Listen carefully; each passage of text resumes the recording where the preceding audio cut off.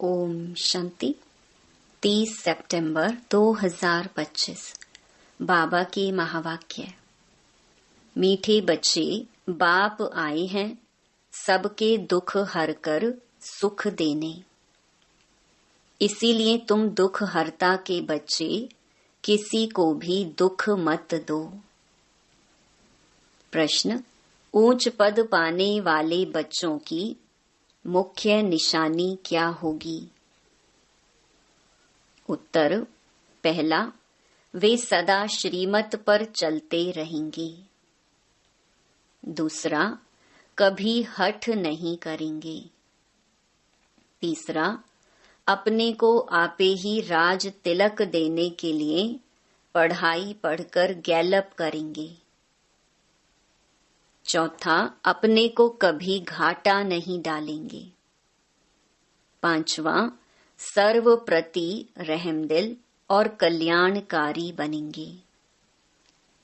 उन्हें सर्विस का बहुत शौक होगा। छठा, कोई भी तुच्छ काम नहीं करेंगे, लड़ेंगे झगड़ेंगे नहीं। गीत तूने रात गवाई सोए के। ओम शांति। रूहानी बच्चे रूहानी बाप के सामने बैठे हैं। अब इस भाषा को तो तुम बच्चे ही समझते हो और कोई नया समझ ना सके। हे रूहानी बच्चे, ऐसे कभी कोई कह ना सके, कहने आएगा ही नहीं। तुम जानते हो हम रूहानी बाप के सामने बैठे हैं, जिस बाप को यथार्थ रीति कोई भी जानते नहीं। भल अपने को भाई भाई भी समझते हैं। हम सब आत्माएं हैं। बाप एक है, परंतु यथार्थ रीति नहीं जानते। जब तक सम्मुख आकर समझे नहीं, तब तक समझे भी कैसे? तुम भी जब सम्मुख आते हो तब समझते हो। तुम हो ब्राह्मण ब्राह्मणियां। तुम्हारा सरनेम ही है ब्रह्मा वंशी ब्रह्मा कुमार कुमारियां। शिव की तो सब आत्माएं हैं। तुमको शिव कुमार व शिव कुमारी नहीं कहेंगे। यह अक्षर रॉन्ग हो जाता। कुमार हो तो कुमारी भी हो। शिव की सब आत्माएं हैं। कुमार कुमारी तब कहा जाता जब मनुष्य के बच्चे बनते हैं। शिव के बच्चे तो निराकारी आत्माएं हैं ही। मूल वतन में सब आत्माएं ही रहती हैं, जिनको सालीग्राम कहा जाता है। यहाँ आते हैं तो फिर कुमार और कुमारियां बनते हैं जिस्मानी। वास्तव में तुम हो कुमार शिव बाबा के बच्चे। कुमारियां और कुमार तब बनते जब शरीर में आते हो। तुम बीके हो, इसीलिए भाई बहन कहलाते हो। अभी इस समय तुमको नॉलेज मिली है। तुम जानते हो बाबा हमको पावन बनाकर ले जाएंगे। आत्मा जितना बाप को याद करेगी तो पवित्र बन जाएगी। आत्माएं ब्रह्मा मुख से यह नॉलेज पढ़ती हैं। चित्रों में भी बाप की नॉलेज क्लियर है। शिव बाबा ही हमको पढ़ाते हैं। न श्री कृष्ण पढ़ा सकते, न श्री कृष्ण द्वारा बाप पढ़ा सकते हैं। श्री कृष्ण तो वैकुंठ का प्रिंस है। यह भी तुम बच्चों को समझाना है। श्री कृष्ण तो स्वर्ग में अपने माँ बाप का बच्चा होगा, स्वर्गवासी बाप का बच्चा होगा। वो वैकुंठ का प्रिंस है। उनको भी कोई जानते नहीं। श्री कृष्ण जयंती पर अपने अपने घरों में श्री कृष्ण के लिए झूले बनाते हैं, व मंदिरों में झूले बनाते हैं। माताएं जाकर गोलक में पैसे डालती हैं, पूजा करती हैं। आजकल क्राइस्ट को भी श्री कृष्ण मिसल बनाते हैं। ताज आदि पहनाकर माँ की गोद में देते हैं, जैसे श्री कृष्ण को दिखाते हैं। अब श्री कृष्ण और क्राइस्ट राशि तो एक ही है, वो लोग कॉपी करते हैं। नहीं तो श्री कृष्ण के जन्म और क्राइस्ट के जन्म में बहुत फर्क है। क्राइस्ट का जन्म कोई छोटे बच्चे के रूप में नहीं होता है। क्राइस्ट की आत्मा ने तो कोई में जाकर प्रवेश किया है, विष से पैदा हो ना सकी। आगे क्राइस्ट को कभी छोटा बच्चा नहीं दिखाते थे, क्रॉस पर दिखाते थे। यह अभी दिखाते हैं। बच्चे जानते हैं धर्म स्थापक को कोई ऐसे मार ना सके। तो किसको मारा? जिसमें प्रवेश किया उनको दुख मिला। सतो प्रधान आत्मा को दुख कैसे मिल सकता? उसने क्या कर्म किए जो इतने दुख भोगे? आत्मा ही सतो प्रधान अवस्था में आती है, सबका हिसाब किताब चुकतू होता है। इस समय बाप सबको पावन बनाते हैं, वहां से सतो प्रधान आत्मा आकर दुख भोग ना सके। आत्मा ही भोगती है ना। आत्मा शरीर में है तो दुख होता है। मुझे दर्द है, यह किसने कहा? इस शरीर में कोई रहने वाला है। वह कहते हैं परमात्मा अंदर है, तो ऐसे थोड़े ही कहेंगे हमको दुख है। सर्व में परमात्मा विराजमान है, तो परमात्मा कैसे दुख भोगेगा? यह आत्मा पुकारती है, हे परम पिता परमात्मा, हमारे दुख हरो। पारलौकिक बाप को ही आत्मा पुकारती है। अभी तुम जानते हो बाप आया हुआ है, दुख हरने की युक्ति बता रही है। आत्मा शरीर के साथ ही एवर हेल्दी वेल्दी बनती है। मूल वतन में तो हेल्दी वेल्दी नहीं कहेंगे, वहां कोई सृष्टि थोड़ी है, वहां तो है ही शांति। शांति स्वधर्म में टिके हुए हैं। अभी बाप आई हैं सबके दुख हरकर सुख देने। तो बच्चों को भी कहते हैं तुम मेरे बने हो, किसको दुख नहीं देना। यह लड़ाई का मैदान है, परंतु गुप्त, वह है प्रत्यक्ष। यह जो गायन है, युद्ध के मैदान में जो मरेंगे वह स्वर्ग में जाएंगे, उसका अर्थ भी समझाना पड़े। इस लड़ाई का महत्व देखो कितना है।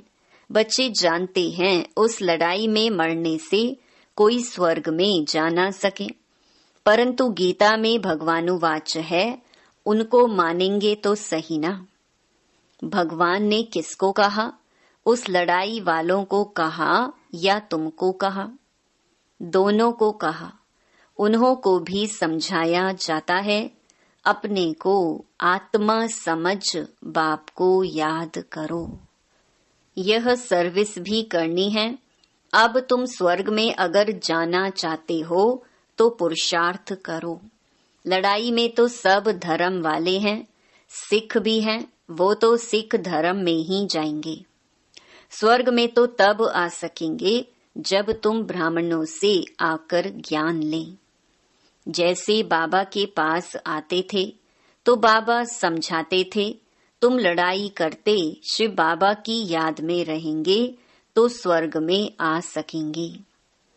बाकी ऐसे नहीं कि स्वर्ग में राजा बनेंगे, नहीं, जास्ती उन्हों को समझा भी नहीं सकते हो। उनको थोड़ा ही ज्ञान समझाया जाता है। लड़ाई में अपने इष्ट देवता को याद जरूर रखते हैं। सिख होगा तो गुरु गोविंद की जय कहेंगे। ऐसा कोई नहीं जो अपने को आत्मा समझ परमात्मा को याद करे। बाकी हाँ, जो बाप का परिचय लेंगे तो स्वर्ग में आ जाएंगे। सबका बाप तो एक ही है, पतित पावन। वह पतितों को कहते हैं, मुझे याद करने से तुम्हारे पाप कट जाएंगे और मैं जो सुख धाम स्थापन करता हूँ उसमें तुम आ जाएंगे। लड़ाई में भी शिव बाबा को याद करेंगे तो स्वर्ग में आ जाएंगे। उस युद्ध के मैदान की बात और है, यहाँ और है। बाप कहते हैं ज्ञान का विनाश नहीं होता है। शिव बाबा के बच्चे तो सब हैं। अब शिव बाबा कहते हैं माँ मेकम याद करने से तुम मेरे पास आ जाएंगे मुक्ति धाम। फिर जो ज्ञान सिखाया जाता है वह पढ़ेंगे तो स्वर्ग की राजाई मिल जाएगी। कितना सहज है। स्वर्ग में जाने का रास्ता सेकंड में मिल जाता है। हम आत्मा बाप को याद करती हैं। लड़ाई के मैदान में तो खुशी से जाना है। कर्म तो करना ही है। देश के बचाव के लिए सब कुछ करना पड़ता है। वहां तो है ही एक धर्म, मतभेद की कोई बात नहीं। यहाँ कितना मतभेद है। पानी पर, जमीन पर झगड़ा।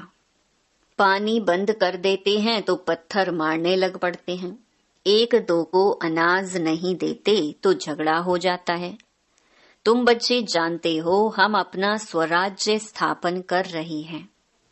पढ़ाई से राज्य पाते हैं। नई दुनिया जरूर स्थापन होनी है।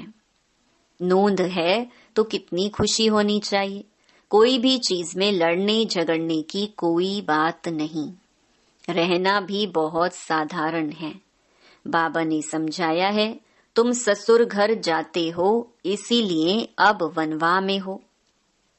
सभी आत्माएं जाएंगी, शरीर थोड़े ही जाएंगे। शरीर का अभिमान भी छोड़ देना है। हम आत्मा हैं। 84 जन्म अब पूरे हुए हैं। जो भी भारतवासी हो बोलो भारत स्वर्ग था, अब तो कलयुग है। कलयुग में अनेक धर्म हैं। सतयुग में एक ही धर्म था। भारत फिर से स्वर्ग बनना है। समझते भी हैं भगवान आया हुआ है। आगे चल भविष्यवाणी भी करते रहेंगे। वायुमंडल देखेंगे ना तो बाप बच्चों को समझाते हैं बाप तो सभी का है ना, सबका हक है। बाप कहते हैं मैं आया हूँ और सबको कहता हूँ माँ मेकम याद करो तो तुम्हारे विकर्म विनाश होंगे। अभी तो मनुष्य समझते हैं कभी भी लड़ाई हो सकती है। यह तो कल भी हो सकती है। लड़ाई जोर भरने में देरी थोड़ी लगती है। परंतु तुम बच्चे समझते हो अभी हमारी राजधानी स्थापन हुई नहीं है तो विनाश कैसे हो सकता है। अर्जुन बाप का पैगाम ही चारों तरफ कहाँ दिया है। पतित पावन बाप कहते हैं मुझे याद करो तो विकर्म विनाश होंगे। यह पैगाम सबके कानों पर जाना चाहिए। भल लड़ाई लगे, बॉम्ब्स भी लग जाएं, परंतु तुमको निश्चय है कि हमारी राजधानी जरूर स्थापन होनी है। तब तक विनाश हो नहीं सकता। विश्व में शांति कहते हैं ना। विश्व में वॉर होगी तो विश्व को खत्म कर देंगे। यह है विश्वविद्यालय। सारे विश्व को तुम नॉलेज देते हो। एक ही बाप आकर सारे विश्व को पलटाते माना परिवर्तन करते हैं। वो लोग तो कल्प की आयु ही लाखों वर्ष कह देते हैं। तुम जानते हो इनकी आयु पूरे 5000 वर्ष है। कहते हैं क्राइस्ट से 3000 वर्ष पहले हेवन था। इस्लामी, बौद्धि आदि सबका हिसाब किताब निकालते हैं। उनसे पहले दूसरे कोई का नाम है नहीं। तुम अंगे अक्षरे बता सकते हो तो तुमको कितना नशा रहना चाहिए। झगड़े आदि की बात ही नहीं। झगड़ते वह हैं जो निधन के होते हैं। तुम अभी जो पुरुषार्थ करेंगे 21 जन्म के लिए प्रारब्ध बन जाएगी। लड़ेंगे झगड़ेंगे तो ऊंच पद भी नहीं मिलेगा। सजाएं भी खानी पड़ेंगी। कोई भी बात है, कुछ भी चाहिए तो बाप के पास आओ। गवर्नमेंट भी कहती है ना, तुम फैसला अपने हाथ में नहीं उठाओ। कोई कहते हैं हमको विलायत का बूट चाहिए। बाबा कहेंगे बच्चे अभी तो वनवा में हो, वहां तुमको बहुत माल मिलेंगे। बाप तो राइट ही समझाएंगे ना कि यह बात ठीक नहीं है। यहाँ तुम यह आश क्यों रखते हो? यहाँ तो बहुत सिंपल रहना चाहिए, नहीं तो देह अभिमान आ जाता है, इसमें अपनी नहीं चलानी होती है। बाबा जो कहे बीमारी आदि है, डॉक्टर आदि को भी बुलाते हैं। दवाई आदि से संभाल तो सबकी होती है, फिर भी हर बात में बाप बैठा है। श्रीमत तो श्रीमत है ना, निश्चय में विजय है। वो तो सब कुछ समझते हैं ना। बाप की राय पर चलने में ही कल्याण है, अपना भी कल्याण करना है। कोई को वर्थ पाउंड बना नहीं सकते हैं तो वर्थ नॉट अ पेनी ठहरे ना। पाउंड बनने लायक नहीं, यहाँ वैल्यू नहीं तो वहां भी वैल्यू नहीं रहेगी। सर्विसेबल बच्चों को सर्विस का कितना शौक रहता है, चक्कर लगाते रहते हैं। सर्विस नहीं करते तो उनको रहम दिल कल्याणकारी कुछ भी नहीं कहेंगे। बाबा को याद नहीं करते तो तुच्छ काम करते रहेंगे, पद भी तुच्छ पाएंगे। ऐसे नहीं, हमारा तो शिव बाबा से योग है, यह तो है ही बीके। शिव बाबा ब्रह्मा द्वारा ही ज्ञान दे सकते हैं। सिर्फ शिव बाबा को याद करेंगे तो मुरली कैसे सुनेंगे? फिर नतीजा क्या होगा? पढ़ेंगे नहीं तो पद क्या पाएंगे? यह भी जानते हैं सबकी तकदीर ऊंच नहीं बनती है। वहां भी तो नंबरवार पद होंगे। पवित्र तो सबको होना है। आत्मा पवित्र बनने बिगर शांति धाम जा नहीं सकती। बाप समझाते हैं तुम सबको यह ज्ञान सुनाते चलो। कोई भल अभी नहीं भी सुनते हैं, आगे चलकर जरूर सुनेंगे। अभी कितने भी विघ्न तूफान जोर से आए, तुम्हें डरना नहीं है, क्योंकि नए धर्म की स्थापना होती है ना। तुम गुप्त राजधानी स्थापन कर रहे हो। बाबा सर्विसेबल बच्चों को देखकर खुश होते हैं। तुम्हें अपने को आपे ही राज तिलक देना है, श्रीमत पर चलना है। इसमें अपना हठ चल ना सके, मुफ्त अपने को घाटे में नहीं डालना चाहिए। बाप कहते हैं बच्चे सर्विसेबल और कल्याणकारी बनो। स्टूडेंट को टीचर कहेंगे ना, पढ़कर गैलप करो।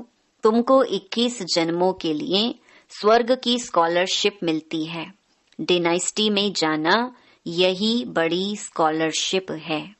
अच्छा, मीठे मीठे सिकी लधे बच्चों प्रति मात पिता बाप दादा का याद प्यार और गुड मॉर्निंग।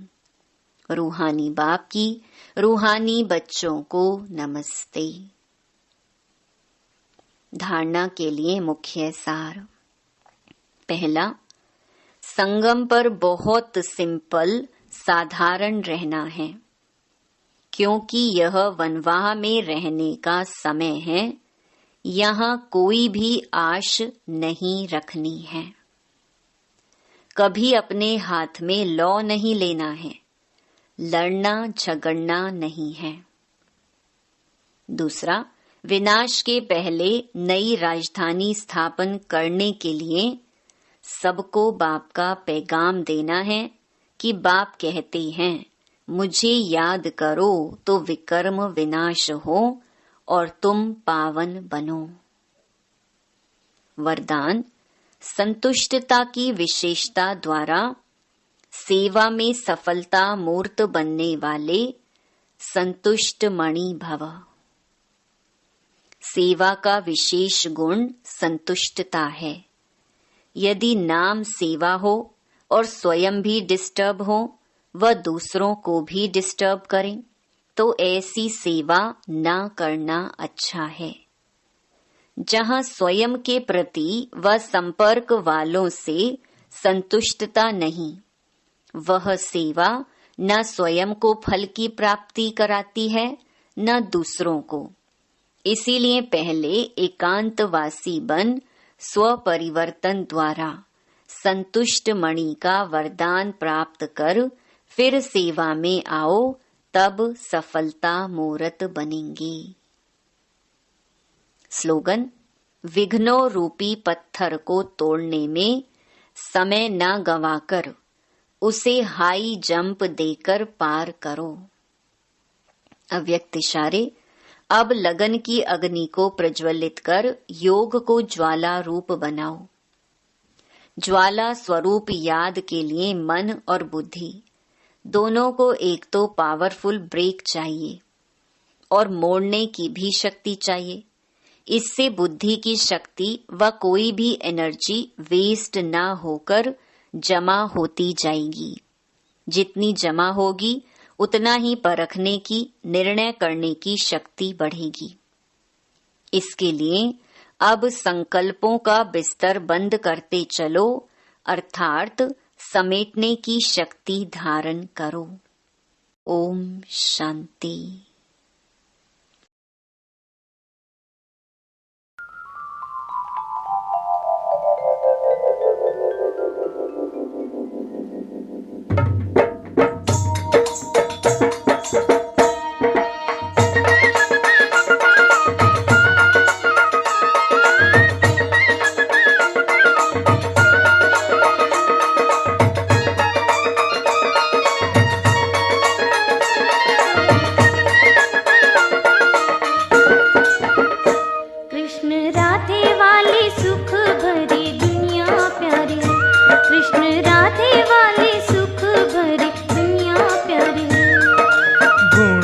भरी रहे सदा श्रृंगारी है, गुणों से भरी रहे सदा श्रृंगारी है।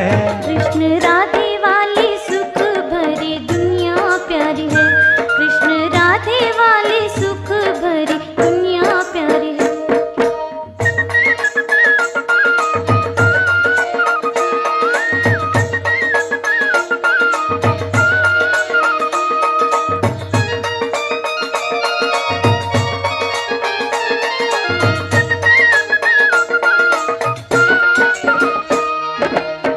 पवित्र चितवन निर्मल वाणी, पवित्र चितवन निर्मल वाणी, पग कमल जिसकी चाल सुहानी, पग कमल जिसकी चाल सुहानी।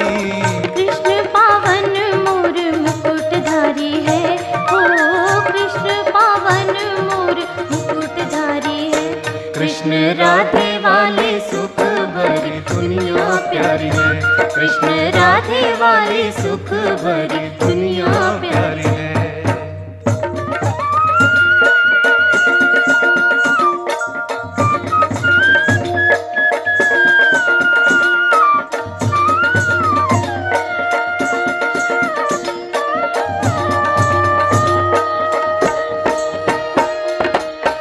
दैवी चेहरों की चमक नूरानी, दैवी चेहरों की चमक नूरानी, प्रेम से भरे हैं हर एक प्राणी, प्रेम से भरे हैं हर एक प्राणी। रस भरे फल रुत सदा बहारी है, ओ रस भरे फल रुत सदा बहारी है। कृष्ण राधे वाली सुख भरी दुनिया प्यारी है, कृष्ण राधे वाली सुख भरी दुनिया प्यारी है।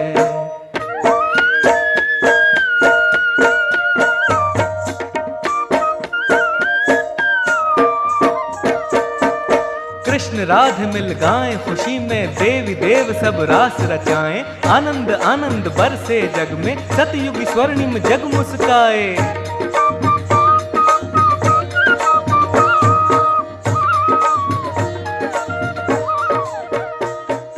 कृष्ण राधे मिल गाएं खुशी में, देवी देव सब रास रचाए।